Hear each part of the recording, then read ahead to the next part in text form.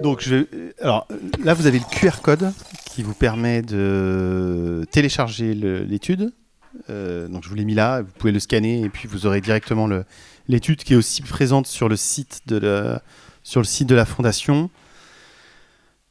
Donc, je vais vous le laisser quelques instants. Et puis après, la façon dont on va travailler ensemble, c'est je vais vous présenter de manière synthétique en 15 minutes l'étude, un peu sur les grands enseignements. Donc il y aura forcément plein de choses qui ne seront pas présentes, mais l'intérêt c'est de vous partager en tout cas les principaux enseignements et résultats auxquels nous on est arrivés. Et puis ensuite on aura 15 minutes d'échange. Et pour cela, je vous ai préparé une petite grille d'analyse, mais que vous utiliserez si vous souhaitez. Ce qui peut nous intéresser pour gérer les débats, c'est à la fois ce qui, pour vous, est nouveau dans ce que vous aurez entendu, des faits marquants auxquels vous n'aviez pas forcément idée, etc. Sachant que j'imagine qu'il y a parmi vous des gens qui sont accompagnants à la création, enfin à la session transmission. Donc le repreneuriat, c'est un sujet. Peut-être que pour d'autres, c'est un sujet qui est un peu plus éloigné. Et puis l'idée, c'est aussi de voir ce sur quoi vous êtes d'accord et à l'inverse, ce sur quoi vous l'êtes moins.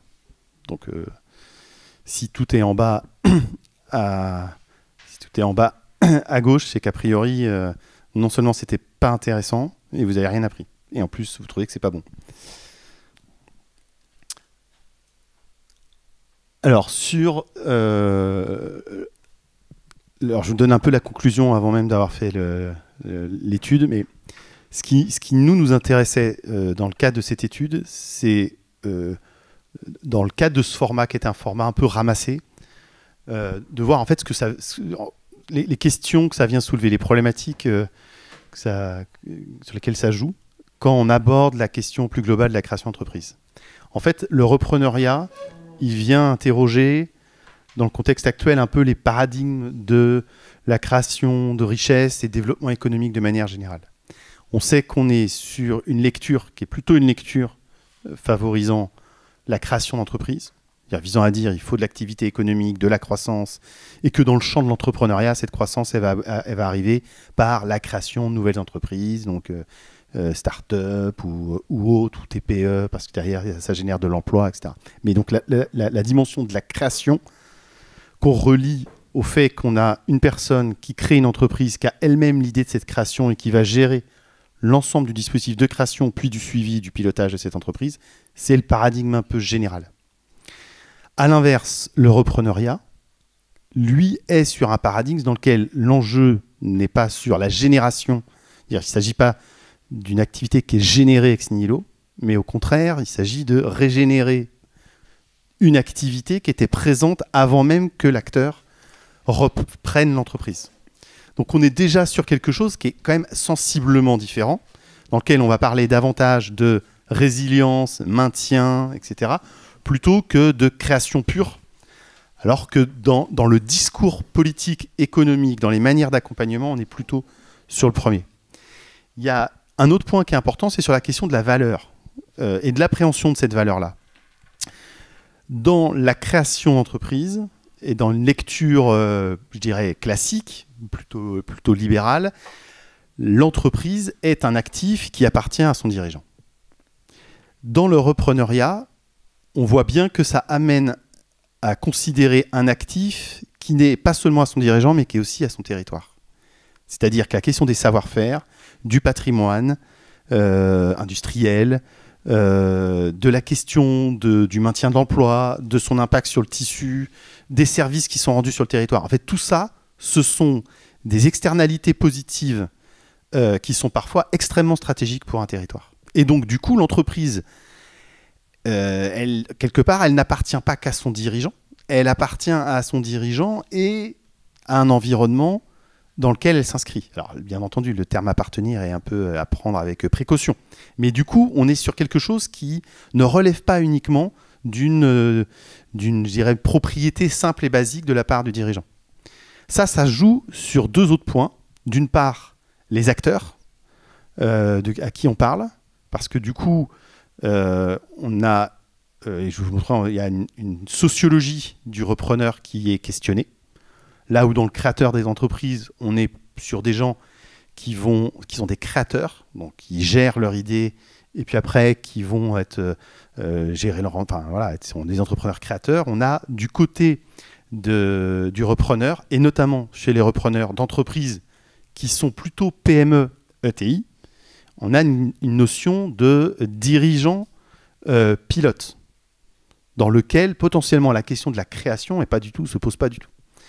Ça veut dire que ça va questionner à la fois le profil, les compétences, la manière d'aborder les relations avec l'équipe, les enjeux d'organisation interne, etc.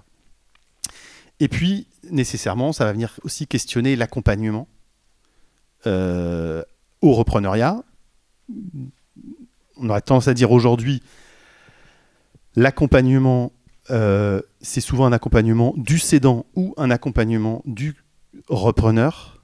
En réalité, on peut aussi imaginer que si on prend la question dans son environnement, c'est-à-dire si on considère que l'entreprise c'est aussi un actif territorial, se pose la question de l'accompagnement du territoire ou de la mise en stratégie territoriale de différents types d'acteurs. Et pas uniquement de j'accompagne une personne. Donc on passerait de j'accompagne une personne à j'accompagne un territoire avec des personnes, ce qui est un peu changeant. Donc quelque part, notre étude elle travaille aussi sur ces dimensions-là, c'est-à-dire l'évolution un peu dans la manière dont on peut considérer l'entrepreneuriat de manière un peu plus globale. Alors le repreneuriat, c'est quoi ? Donc on est sur les questions de reprise d'activité d'une entreprise qui est déjà existante par une ou plusieurs personnes dans lequel il y a une intervention directe dans le pilotage d'activité. On n'est pas seulement dans j'achète des parts d'une entreprise et donc j'en suis le dirigeant propriétaire, on est bien sur des gens qui sont aux commandes opérationnelles de l'entreprise. Alors ça peut être une ou plusieurs personnes, effectivement, il y a des modalités, de collectives qu'on connaît bien. La problématique du repreneuriat, aujourd'hui, c'est son objet. C'est-à-dire que j'ai mis à une absence de données. Il y a effectivement une absence importante de données. Nous, quand on a travaillé, il y a à la fois un peu de littérature scientifique, quelques données de base, sur des nombres de créateurs, le nombre de reprises, etc. Mais globalement, c'est peu suivi, c'est un phénomène qui est peu connu, sur lequel on travaille assez peu, et qui reste assez caché, parce que le cédant, parfois, n'a aucun intérêt à raconter trop de choses sur son entreprise, voire parfois, il va avoir un intérêt à raconter que son entreprise elle vaut beaucoup plus que ce qu'elle vaut en réalité. Etc. Et donc en fait on est aux prises avec des données qui sont parfois pas fiables, parfois masquées. On a tout un système de cession qui s'opère en dehors des clous, notamment dans les toutes petites entreprises, parce que ça s'opère dans un cadre familial, dans un cadre amical, etc. Enfin, des choses que vous connaissez bien. Mais donc du coup on est sur un phénomène dans lequel on a peu de données, sur lequel il n'y a pas de politiques publiques qui sont vraiment structurées par rapport à la création d'entreprise, où là on a tout un système, toute une batterie de dispositifs, de suivi, etc. Là en fait on a bien des réseaux d'accompagnement, les réseaux d'accompagnement ils sont là, mais en termes de soutenabilité publique, on a du mal à avoir des politiques publiques au niveau national et puis parfois même au niveau régional qui soient parfaitement structurées ou je dirais ambitieuses. Et la problématique c'est aussi qu'on est face à des configurations très diverses, c'est-à-dire derrière le mot repreneuriat, peut-être encore plus que sur le mot entrepreneuriat, en fait, en fonction de la taille, c'est-à-dire que c'est pas du tout le même phénomène que si je traite une TPE, je sais pas, une boulangerie ou de l'artisanat dans lequel il n'y a pas de salariés, dans lequel c'est bien du repreneuriat potentiel, ou si on est deux, ou si on parle d'une ETI ou d'une grosse PME. En fait, on n'est pas du tout sur la même réalité, ni sur les mêmes difficultés, ni sur les mêmes prises de risques, ni sur la même vision du territoire, etc. Donc, en fait, derrière le terme repreneuriat, parfois on met des choses et des contextes qui sont très variés. De la même manière, il y a plein de configurations qui vont répondre à des critères spécifiques, c'est-à-dire la situation économique de l'entreprise. S'il y a une trésorerie, s'il n'y a plus de trésorerie, c'est pas la même chose que si on est sur une entreprise florissante, parce que du coup, les modalités de cession et de reprise ne sont pas du tout les mêmes choses. Pareil sur le contexte de l'équipe, si on est sur une équipe qui est présente, s'il n'y a plus personne, si tout le monde est parti, si ça ne va pas, si le modèle économique est en crise ou pas. Et puis également la question de la marque, si la notoriété de l'entreprise est problématique, ou au contraire si elle est en bon... bien perçu, etc. Et puis aussi, il y a toute la question de, j'ai dû le mettre, la situation du cédant, c'est-à-dire pourquoi est-ce qu'on a reprise? Est-ce que c'est un départ en retraite? Est-ce que c'est un accident? Est-ce que c'est un décès? Est-ce que c'est parce que tout d'un coup, le chef d'entreprise, il en a marre, il est parti tout d'un coup? Est-ce qu'en fait, c'est une cession qui est pensée, qui est pilotée par rapport à une reprise de la part d'un salarié? Donc en fait, derrière Repreneuriat, on met des choses qui sont très très différentes et qui du coup rendent compliqués un peu les systèmes d'analyse. Alors néanmoins, je vous ai mis quelques chiffres. 43 000, c'est le nombre d'entreprises qui sont reprises en 2021. Donc c'est assez peu forcément au regard du nombre d'entreprises globales. Sur les 43 000, 90% c'est des toutes petites entreprises, sachant qu'il y a une grande différence dans le taux de cession des entreprises intermédiaires et dans le taux de cession des TPE, dans le taux de cession des entreprises intermédiaires, c'est 1,9% pour la TPE. Je ne l'ai pas mis dans les chiffres, mais il faut avoir ça en tête. L'un des enjeux du repreneuriat, c'est aussi le fait que on sait aujourd'hui par rapport à, par exemple, un pays comme l'Allemagne, qu'on est plutôt, nous, sur un tissu de très grands groupes et de très petites entreprises. On a un tissu intermédiaire très faible. Statistiquement, il faut à peu près 21 ans pour qu'une entreprise elle devienne une ETI. Donc en fait, de fait, il est probable qu'une entreprise qui va devenir une ETI, elle va connaître plusieurs générations de dirigeants, ou au moins 2. Ce qui fait que la question du repreneuriat, en fait, elle est stratégique sur la capacité du tissu industriel et économique français à grossir sa taille. Alors, en Occitanie, pour vous donner encore quelques éléments, vous avez dans les prochaines années 34 000 dirigeants non salariés qui vont partir en retraite. Au-delà des 34 000 postes de ces dirigeants salariés, c'est 80 000 emplois qui sont menacés dans ces entreprises, s'il n'y a pas de reprise. Donc on est sur un volume de 100 000 sur lequel il y a un besoin de renouvellement de ces personnes. Et puis, dernier point, je ne vais pas les commenter tous. Il y a quand même un point important, les 40% de taux de dirigeants d'ETI de moins de 55 ans. Alors là, ça parle d'ETI. 40%, si vous le prenez à l'envers, c'est-à-dire que 60% du nombre de dirigeants d'ETI ont plus de 55 ans. Et donc, ça veut dire que dans les 10 ans, il va falloir gérer la transition de ces entreprises-là. Dernier point par rapport à la question des profils, chose qui nous était demandée, nous, par la Fondation Entreprendre. Les femmes représentent 32, je crois que j'ai dû le mettre quelque part, 32% voilà, des créatrices d'entreprises. Elles sont que 12% de femmes dirigeantes d'ETI. Plus l'entreprise est importante, moins il y a de femmes. Donc ça vient questionner les barrières potentielles que des publics. Là, on a les éléments sur le public féminin, mais en réalité, si on le fait sur les autres types de publics, personnes issues de quartiers, issues d'immigration, etc. En fait, on va retrouver exactement les mêmes systèmes. A priori, autant dans la création d'entreprise, on va retrouver ces publics-là, autant dans le repreneuriat, on les retrouve moins. Et je reviendrai tout à l'heure sur les raisons pour lesquelles on va retrouver ça. À la fin, s'il vous plaît. Oui. Comment on accompagne? J'ai bientôt fini, hein. Il ne reste plus que 2 slides. Alors, les problématiques quand on accompagne ces stratégies repreneuriales, c'est qu'en fait, on doit considérer 2 choses. D'une part, il y a des acteurs on peut les prendre sur la dimension individuelle, qu'est-ce qui les motive. Donc, il y a la partie individuelle et privée. Ils viennent parce qu'ils veulent se lancer dans une aventure entrepreneuriale, mais qu'ils n'ont pas forcément l'idée, ou qu'ils ne veulent pas passer par l'étape de création. Parce que en fait, ce qui les motive, ça va être plutôt de manager et plutôt diriger une équipe. Donc, ils sont intéressés par le repreneuriat parce qu'ils sont déjà une structure qui a 5, 10, 15 salariés, par exemple. Voire, ça peut être aussi une voie d'accélération professionnelle. Quand je fais partie de l'équipe un peu dirigeante d'une entreprise, je peux avoir envie de devenir dirigeant parce que cette entreprise, je travaille dedans depuis 15 ans et que finalement, je peux considérer que même si j'ai jamais été chef d'entreprise en tant que tel, c'est une des voies pertinentes. Après, il y a plein de problématiques de considération d'intérêt général. C'est-à-dire que pour le territoire, quand on accompagne des stratégies repreneuriales, il y a la problématique de la continuité du service sur un territoire. Chose qui est marquante, notamment quand on travaille sur l'artisanat ou le petit commerce. Quel service, enfin, il faut qu'il y ait une reprise, que sinon, en fait, on perd ce service-là sur le territoire. Il y a la question du maintien et du développement d'emploi. Et là, on retrouve toutes les problématiques que ça pose sur les territoires qui sont dévitalisés ou qui sont en risque de dévitalisation. Il y a la question de la conservation des savoir-faire artisanaux. Alors, artisanaux et industriels. Parce que si je les perds, les gens vont partir. Et du coup, si la reprise s'opère dans 5 ans, voire dans 2 ans après, probablement que les gens seront déjà partis ailleurs. Donc, je ne les aurais pas maintenus sur le territoire. Il y a la question de faire vivre une identité et un patrimoine industriel.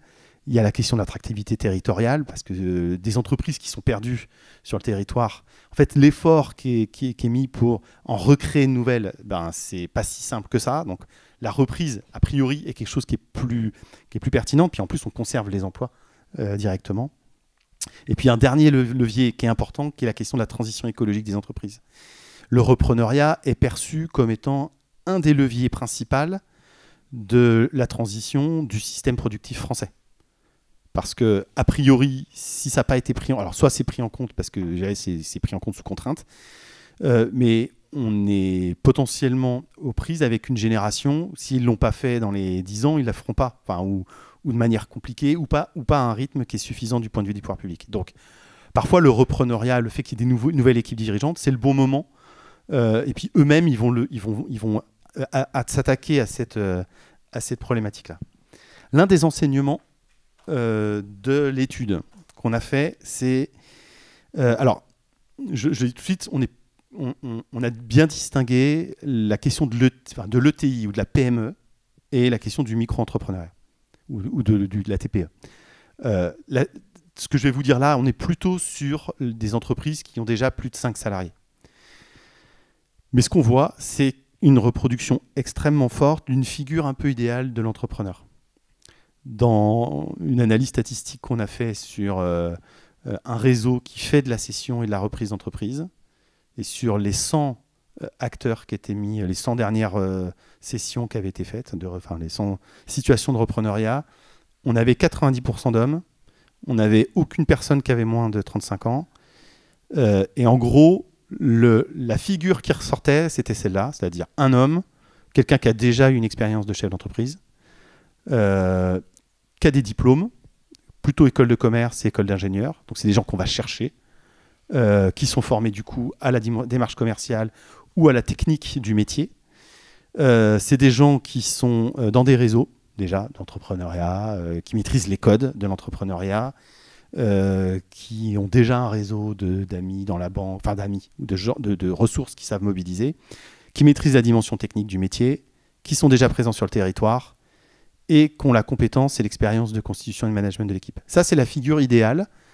Et on voit bien que dans les stratégies d'accompagnement ou de recherche du repreneur par le cédant, voire parfois par les réseaux qui accompagnent le cédant, on est un peu à la recherche de cette figure-là. Et ce qu'on voit, c'est qu'effectivement, c'est souvent ce type d'acteur qui va ressortir. Elle va ressortir parce qu'en réalité, elle est aussi moins risquée.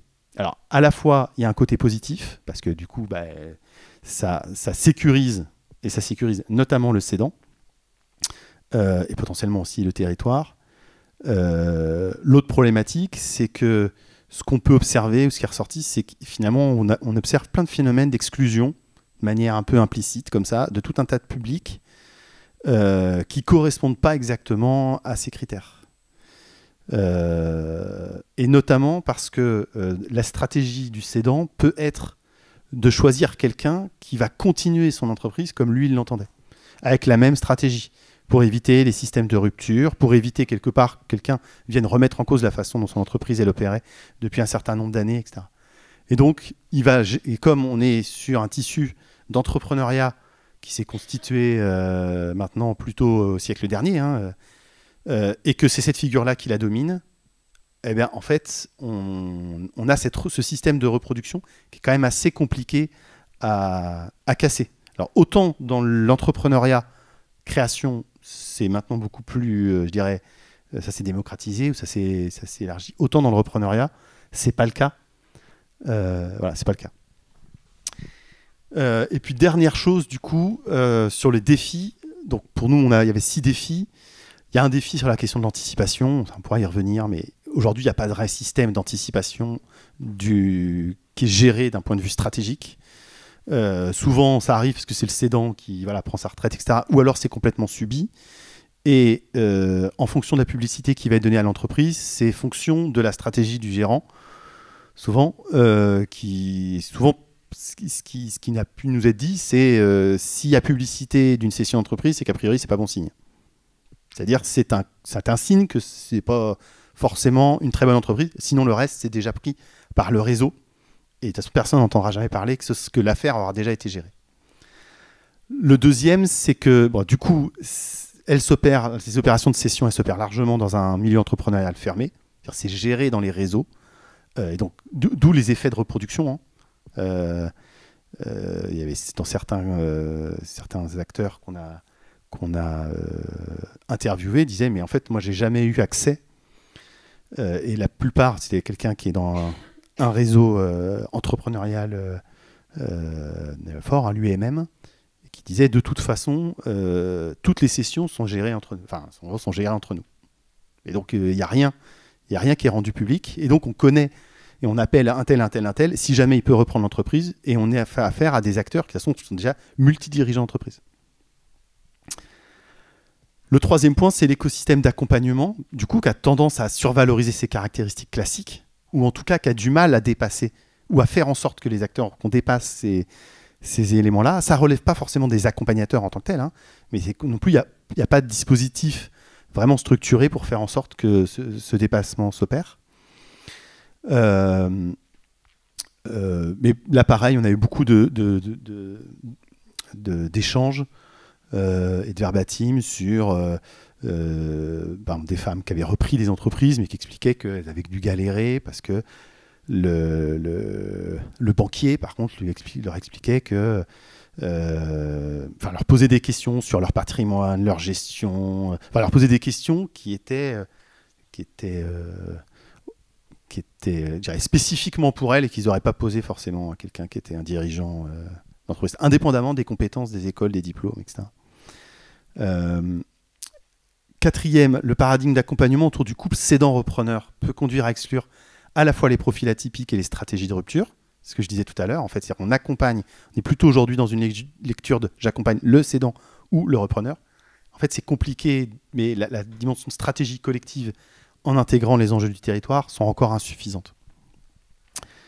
Et puis voilà, le succès, sinon la possibilité même d'une reprise d'entreprise est ainsi conditionnée par des facteurs qui sont insuffisamment partagés sur un plan stratégique par les acteurs d'un territoire. Et l'enjeu, c'est aussi de faire reposer le système d'accompagnement repreneur. C'est une évolution de la culture du risque, c'est-à-dire comment est-ce qu'on donne sa chance à des profils plus atypiques, comment on est à l'écoute de stratégies de reprise plus alternatives, innovantes. En gros, dans le repreneuriat, c'est beaucoup plus compliqué. C'est-à-dire que quand on parle d'entreprise innovante, on voit le modèle start-up, on voit la création d'entreprises, etc. Mais en fait, la dimension d'innovation dans le repreneuriat se voit beaucoup moins. Probablement parce qu'en fait, les stratégies de reprise sont des stratégies de continuité qui confortent celui qui a cédé l'entreprise. Et dans lequel on doit objectiver la création de valeur au-delà des seuls facteurs traditionnels. Voilà, j'ai terminé. Je crois que j'ai déjà été un peu long. Je vous laisse il y a quelques paroles de repreneurs qu'on vous a mis là.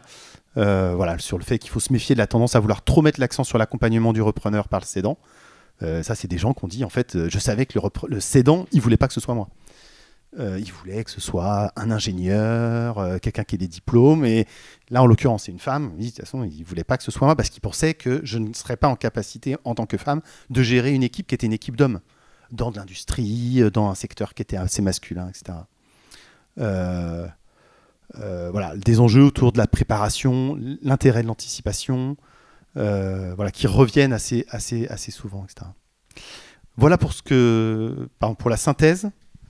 Alors, ce que je vous propose, comme il y a le micro, c'est peut-être que vous puissiez poser vos questions, et puis je reformulerai les questions, parce que sinon, ils n'entendront pas les questions qui sont faites.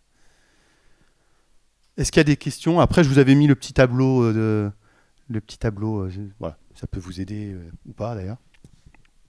Oui.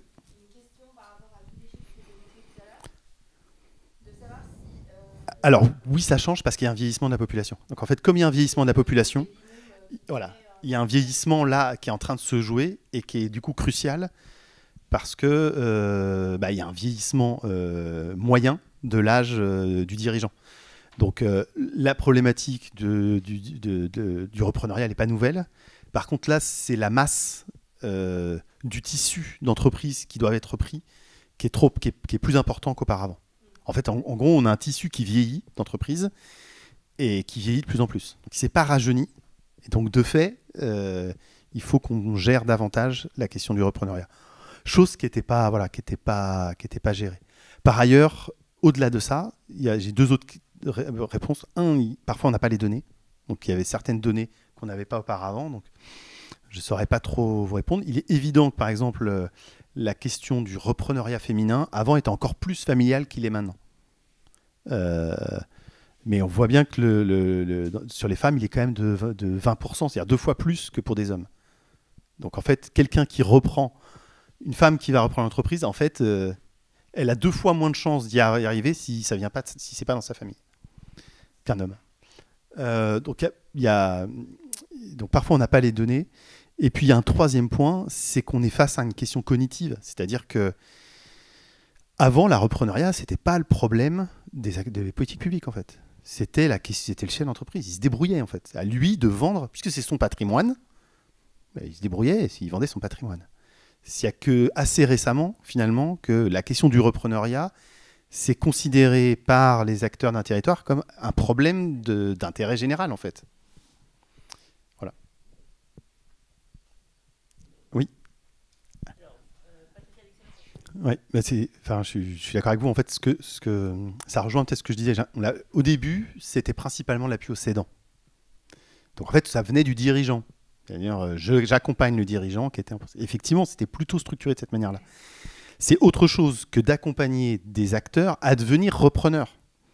Et c'est vrai que c'est compliqué parce que face à des acteurs qui veulent reprendre, souvent c'est qu'ils ont déjà une idée d'entreprise qu'ils veulent reprendre. Donc ils ont déjà l'un des défis, c'est comment est-ce que potentiellement on crée des gens qui ont une capacité à pouvoir reprendre une entreprise sans qu'ils aient de suite l'idée de je veux reprendre telle entreprise. C'est-à-dire de quelle manière on accompagne des gens, mais ça peut être aussi des gens qui sont actuellement salariés, hein, qui sont en cours en voie professionnelle, et sur lequel on aura un vivier pour se dire, sur un territoire, si à un moment donné, il y a une entreprise qui est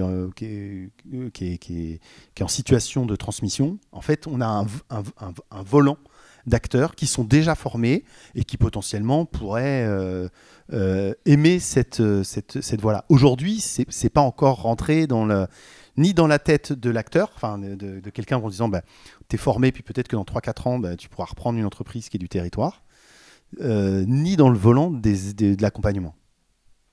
Alors que l'un des enjeux, c'est ça. Si on veut surtout que ce soit différent, sachant qu'il y a quand même un certain nombre d'entreprises qui ne trouvent pas repreneur. Et parfois pour des bonnes raisons, parfois parce que l'entreprise elle est dans une situation qui fait qu'elle vaut plus grand-chose, alors que celui qui cède, lui, pense qu'en fait, elle vaut très cher. C'est qu'en fait, la relation elle est asymétrique. En fait. C'est-à-dire que le cédant est en position de force par rapport au repreneur, souvent. C'est pas toujours le cas, mais en tout cas, avant, c'était un peu comme ça que c'était. Voilà. Mais avant, alors après, c'est vrai que c'est là où ça dépend parfois du secteur ou de la taille ou de la typologie d'entreprise, mais avant, c'était plutôt le cédant. Et c'est vrai que le système d'accompagnement était plutôt un système d'accompagnement au cédant. Je pense que c'est en train de... Alors, il y a des... sur les systèmes d'accompagnement, en fait, la Fondation nous avait demandé est-ce que finalement, est-ce qu'il y a des réseaux d'accompagnement. En fait, il y a des réseaux. En gros, le job, il est fait sur l'accompagnement aujourd'hui. Et les acteurs, ils sont là. Il y a des... Et puis par ailleurs, il y a aussi une évolution de l'offre, du métier. Après, c'est comment est-ce qu'on passe, notamment dans la stratégie territoriale, qui parfois n'est pas complètement présente, et qui aurait besoin d'être appuyée par des dispositifs de politique publique, en fait.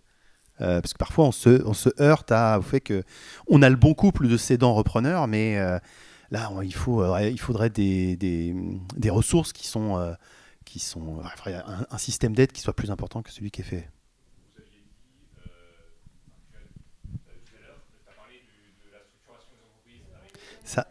Ça, nous, on n'a pas. Mais c'est. Alors, je sais pas, c'est pas tant que c'est pas analysé, c'est que c'est très difficile de distinguer une variable en disant c'est cette là qui est la variable explicative. Ce qu'on sait, c'est qu'effectivement, la problématique de vous parliez, c'est-à-dire, il y a plein d'entreprises. Si je sais que je vais à la retraite, je vais pas investir, puisqu'en fait, j'en tirerai pas les bénéfices. Donc, en fait, on a un certain nombre d'entreprises qui sont trop vieilles, en fait, quand elles sont cédées. Donc, ça, c'est un premier facteur, en fait. Et donc, ça peut être un vrai problème. Le deuxième, c'est qu'effectivement, dès qu'on va rentrer sur des questions de commerce, centre-ville, etc., en fait, il y a une problématique de structuration du marché. En fait, parfois, il y a des activités, elles sont pas viables. Donc, s'il n'y a pas un effort qui est fait par d'autres, pas uniquement l'entreprise, pas uniquement celui qui va prendre. Si le territoire organise pas ça, bon, vous connaissez bien les systèmes dans lesquels il y a eu parfois des restaurants dans les villages. Bon, tous les 2 ans, ça passait. Une fois que les aides étaient un peu consommées, il y avait et que les gens étaient épuisés, c'était fini. Donc ça, c'est un problème. Et puis le troisième, c'est que encore une fois, la structuration d'intérêt entre le cédant et le repreneur n'est pas le même. Le repreneur, lui, alors le cédant, il a besoin de vendre cher, et parfois il joue sa retraite en fait. Donc lui, il a besoin de vendre cher. Le repreneur, lui, il faut que, au contraire, ça lui coûte potentiellement le moins possible, parce que il voit tout le système, tout l'investissement que ça va lui coûter, qui n'est pas uniquement une question de reprise, de rachat de l'entreprise, c'est tout ce qu'il faut opérer après. Donc là, on est sur quelque chose qui n'est pas si simple à faire dans le mariage, je dirais. Et souvent, le bon mariage, c'est qu'il va falloir qu'il y ait un tiers, qui est parfois les réseaux d'accompagnement, mais ce qui est aussi le tiers du territoire, pour accompagner ça avec des dispositifs qui doivent être pertinents. Là où, dans les cas qu'on a identifiés et qui étaient problématiques, c'est notamment, et ce qui serait une des voies, c'est comment est-ce qu'on fait pour que dans les entreprises, notamment celles qui ont 5-15 salariés, ce soit parfois en fait, ils assurent la montée en compétences de leurs salariés, pour que ce soit un qui reprenne. Ça, c'est... Alors, mais voilà, mais en fait, tout le système, aujourd'hui, c'est que, il va dire, mais autant que je crée ma boîte, j'ai pas, parce que sinon, je suis en train de financer la retraite du patron. Donc en fait, non, j'attends que ça s'écroule et puis je recrée ailleurs. Donc il n'y a rien qui est fait pour gérer ça. Enfin, alors en fait, le problème des territoires innovants sur ces sujets-là, c'est que c'est souvent les territoires dans lesquels il y a des problèmes. En fait, c'est toute la difficulté, c'est que les territoires dans lesquels il n'y a plus rien se disent il faut que j'arrive à sauver ce qui reste.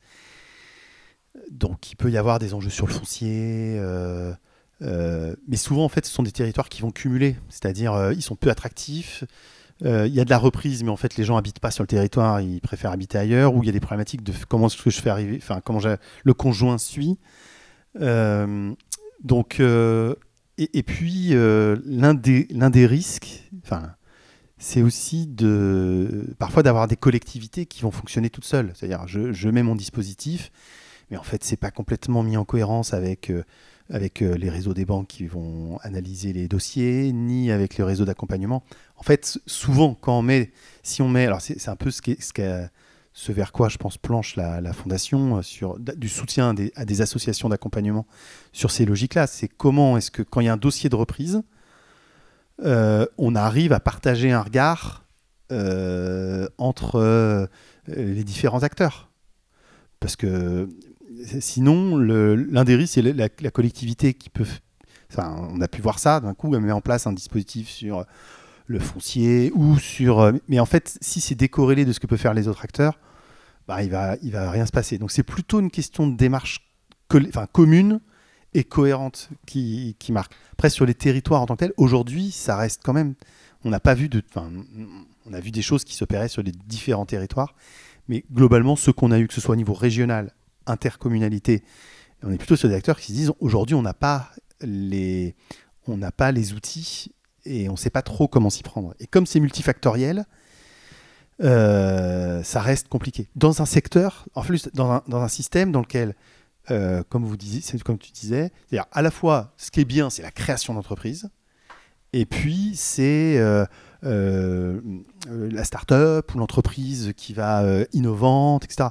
Donc quand on est sur de la revitalisation de commerce, de proximité ou d'industrie, etc., ça n'a pas l'oreille forcément très attentive, quoi.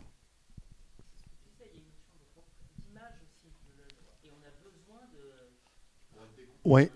Alors, comme pour l'instant, il y a la reprise de l'emploi, enfin, en tout cas, mais en fait, sinon, le problème, c'est qu'on avait plein, on a en gros des jeunes qui ont plein de compétences, qui sont ultra diplômés d'un côté, et puis de l'autre côté, un repreneuriat qui s'adresse qu'à des plus de 55 ans, en gros, c'est à peu près ça, plus de 50 ans. Ok. Le fait d'aller sur d'autres acteurs, peut-être d'avoir un gros travail sur la montée c'est-à-dire, enfin, amener un cadre d'une entreprise à se dire, mais demain, c'est peut-être toi qui dirigeras l'entreprise, et que ce soit intégré par le cédant, ça peut être ça, ou un acteur qui est extérieur, mais effectivement, il y aura probablement un enjeu sur les personnes. Mais en même temps, quand tu regardes la communication, toutes les écoles font des projets de création de contenu. Genre, à la fin d'année, on va. Je ne l'ai pas mis, mais c'est vrai que c'est ce que tu dis. En fait, la question des défaillances, les entreprises reprises, elles sont bien moins défaillantes qu'une entreprise créée. Donc en fait, il y aura un enjeu à soutenir davantage le repreneuriat. Oui. Je suis embêté parce que je me demande s'il n'est pas dans le rapport, et je ne l'ai pas repris là. Mais